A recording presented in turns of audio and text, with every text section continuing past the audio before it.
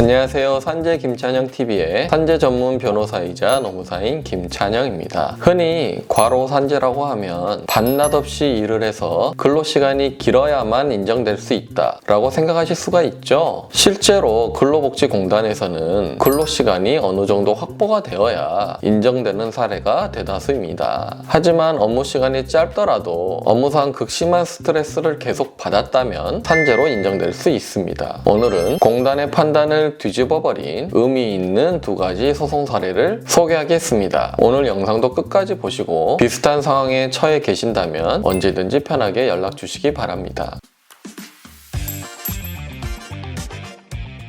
첫 번째 사례입니다. 근로자 A씨는 흔히 우리가 부르는 콜센터라는 곳에서 전화 응대 업무를 하시던 분이었습니다. 늘 전화를 받으며 고된 업무를 수행하던 근로자 A씨가 어느 날 쓰러지게 됩니다. 병원에 가서 진단을 받은 것이 뇌 기저핵 출혈이라는 진단을 받게 됩니다. 당시 A씨의 평균 근로시간은 주당 40시간 내외로 고용노동부가 고시한 과로 기준에는 한참 미달하는 시간이었습니다. 하지만 전화 업무는 감정 노동이라고 하죠. 즉 지나친 친절을 강요받고 고객의 무리한 요구를 수용하는 등 업무 자체가 정신적 스트레스가 많은 업무입니다. 특히 저녁 식사 시간 빼고는 별도의 휴식 시간이나 휴게 장소도 없었습니다. 그리고 순번제로 전화를 받기에 다음 전화를 상시 대기해야 되는 상태입니다. 이러한 점을 고려하면 정신적 육체적 부담이 많겠죠. 게다가 A씨가 근무한 석간조는 저녁 시간이기 때문에 퇴근 시간을 포함하고 있어 민원 전화가 집중되고 술에 취한 고객 등 악성 민원이 많은 편이었습니다. 일반적으로 2, 3일 정도의 석간조를 근무하면 하루를 쉬었습니다. 그러나 사건 상병이 발생한 그달은 4일 연속 근무를 하였고 토요일 저녁에 민원 사항이 특히 많았는데 이 사건 상병은 토요일 근무가 끝난 후 저녁 식사를 하던 과정 중에 발생하였습니다. 이러한 점을 고려하면 업무와의 인과관계가 인정될 수 있다라고 생각해 볼 수도 있겠습니다.